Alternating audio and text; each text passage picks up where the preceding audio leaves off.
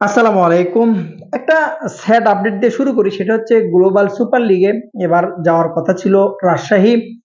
তো আসলে যে জিনিসটা আমার কাছে শুনলাম, যে নিউজটা আমরা যে আপডেটটা আমার কাছে আসলো, সেটা হচ্ছে গ্লোবাল সুপার লিগে নাকি বাংলাদেশ থেকে এবার কোনো টিম নেবে না। অর্থাৎ রংপুর রাইডার্স কিন্তু ২ বার খেলছে, ১ বার চ্যাম্পিয়নও হইছে। সেদিক থেকে যদি আপনি টুর্নামেন্টটা বিচার করেন, যদি আপনি টুর্নামেন্টটা বিবেচনা করেন, সেদিক থেকে দেখা যায় বাংলাদেশে কিন্তু বাংলাদেশের যে টিমটা অংশগ্রহণ করার পরে অনেকটা লাভবান কিন্তু তারা। ভিউ যদি বলেন আপনি, টোটালি বলেন আপনি, যদি টিভি সত্তা যদি বলেন আপনি, স্পন্সর যদি বলেন আপনি, টোটালে বলা চলে গেল ২ বছর হলে তাদের লাভ লোকসানের যে হিসাবটা যদি কিন্তু দেখা যায়, মোটামুটি লাভে আছে এবং বাংলাদেশের দর্শকরা কিন্তু যথেষ্ট পরিমাণ দেখছে জিএসএল এবং ভিউ মোটামুটি ভালো আসছে তাদের। তো জানি না কি কারণে এমন সিদ্ধান্ত আসলে গায়ানাতে যেহেতু হয় তাদের নিজেদের উদ্যোগে এই টুর্নামেন্টটা হয়, জিএসএল গ্লোবাল সুপার লিগ ২০২৬ এবার কিন্তু রাজশাহী অনেকটা আশা নিয়ে আছে এবার অংশগ্রহণ করার জন্য। আমরা রাজশাহীবাসীও কিন্তু অনেকটাই আশা নিয়ে আছি আর অংশগ্রহণ করার জন্য। তো জানি না যে কি কারণে এই জিনিসটা, তবে যতটুকু লাস্ট আপডেট আমি শুনতে পেরেছি যে অফিসিয়ালি কোনো আপডেট এটার বিষয়ে আসেনি। যতটুকু শোনা যাচ্ছে এসএ টি-20 থেকে একটা দলকে সুযোগ দেওয়ার কথা চলছে, যেখানে বাংলাদেশের রাজশাহী হয়তোবা সুযোগ পাবে না। আ যেটুকু তথ্য আমার কাছে আছে জানানোর চেষ্টা করলাম। তবে ফাইনাল রেজাল্টটা বা ফাইনাল যে রেজাল্ট বা ফাইনাল যে আপডেটটা সেটা আসতে একটু হয়তোবা সময় লাগবে। তার জন্য অবশ্যই আপডেট দেওয়ার অবশ্যই চেষ্টা করব। অবশ্যই পেজে চোখ রাখুন। অপরপক্ষে বিপিএল নিয়ে কিছু আপডেট দেওয়ার চেষ্টা করি। পুরানা কিছু আপডেট নিয়ে আজকে হাজির। যেমন ধরেন নোয়াখালী আ যে টাকা-পয়সা লেনদেনের যে বিষয়টা, যে সমস্যাটা, এখন পর্যন্ত সেই লেনদেন কিন্তু চলে যাচ্ছে এখন পর্যন্ত এবং ঢাকা ক্যাপিটালকে নিয়েও কিন্তু বিশাল টেনশনে আতিক সাহেব। তো সর্বশেষ নোয়াখালী এবং ঢাকায় ২ টা টিম নিয়ে যে আপডেটটা, যে নোয়াখালী মেবি হয়তোবা থাকছে না। নোয়াখালী হয়তোবা সামনের যে ২০২৬-২৭ যে বিপিএলটা হবে সেখানে মেবি নোয়াখালী থাকবে না, যতটুকু লাস্ট আপডেট পাওয়া আমার কাছে যতটুকু।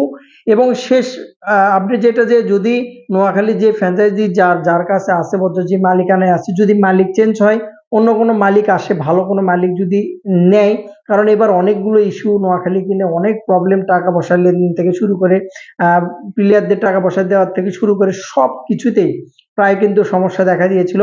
নোয়াখালী এখন পর্যন্ত কিন্তু 100% টাকা ক্লিয়ার হয় নাই।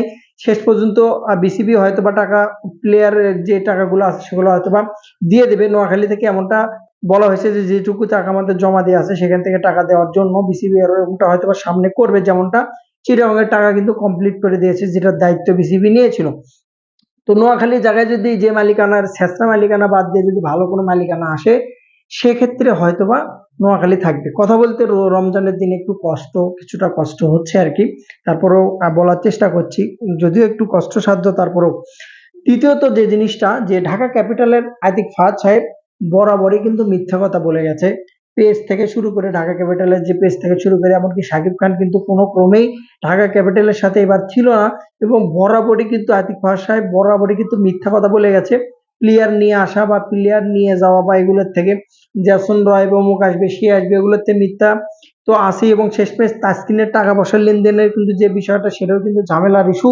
সো সামনেবার ঢাকার থেকে, নিজে ঢাকা ক্যাপিটাল থেকে আতিক ফাহাদ সাহেব বলেছে যে আমরা হয়তোবা সামনে বিপিএল এ থাকবো না। মানে উদ্দেশ্য ছিল কিছু টিমে যে ফিক্সিং করার জন্য। ফিক্সিংটা করতে পারেনি এবার কড়াকড়ি ভাবে, যেহেতু রুলস আইন মেনে এবার বিপিএলটা হইছে। ফিক্সিং করতে পারেনি, যার জন্য টাকাটাও আসেনি, পেটাও করতে পারেনি, ভালো প্লেয়ারও কিনতে পারেনি।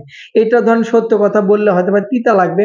যেহেতু তার প্রমাণ নেই, প্রমাণ না থাকলে বিষয়টা আলোচনা করা হয় না। সেই রাতে যে আছে গুরবাজকে তলব করা হয়েছিল, সেই রাতে কিন্তু অনেক কিছু ঘটে গেছে ঢাকা ক্যাপিটালের, যেটা কিন্তু মানুষের অনেকেরই অজানা। সো ঢাকা ক্যাপিটালে এবার থাকার সম্ভাবনা নাই। সো মিঠু সাহেবের যে বকর বকর ছিল, সাহেবের যে বুক এত বড় ফুলে বলছিল যে বিপিএল এ কোনো সমস্যা হবে না, মুখে কিন্তু মোটামুটি একবারে পুরোপুরি বলা চলে যে ধুলোবালি দিয়ে দিয়েছে এবারে বিপিএল। দেখা যাক সামনের আসরে কি হয়। হয়তোবা যে কন্ডিশন বিসিবির, বুলবুল সাহেবও বদল হবে কিনা, নতুন ক্রীড়া মন্ত্রী আসেই কিন্তু সে ক্ষমতার অপব্যবহার শুরু করছে। জানি না বিসিবি কোন কন্ডিশন বা কোন ক্যাটাগরিতে চলে যাবে, সময়ের অপেক্ষা, দেখার অপেক্ষা। অবশ্যই দেখার জন্য অবশ্যই আমরা কিন্তু অপেক্ষা করব যে বিসিবি কোন দিকে যায়, কোন রুলসে যায়, সামনে বিপিএল কোন দিকে যাবে, হয়তো তামিম ইকবাল আসবে কিনা, বা এগুলো বিষয় নিয়ে নানান আলোচনা হচ্ছে এখন। দেখা যাক সামনে বিপিএল কেমন হয়, অবশ্যই জানানোর চেষ্টা করব। তবে এই ছেঁচড়া মার্কা ফ্র্যাঞ্চাইজি না থাকাটাই আমি মনে করি যে বেটার হবে। খুব দুঃখ লাগছে যে রাজশাহী জিএসএল খেলতে যাবে না। আশা করি শেষ পর্যন্ত এটা সমাধান করে বিসিবির তরফ থেকে এই জিনিসটা যেন সলিউশন করে যেন খেলতে যেতে পারে জিএসএল এ, আশা করছি। ভালো থাকুন। সালাম আলাইকুম।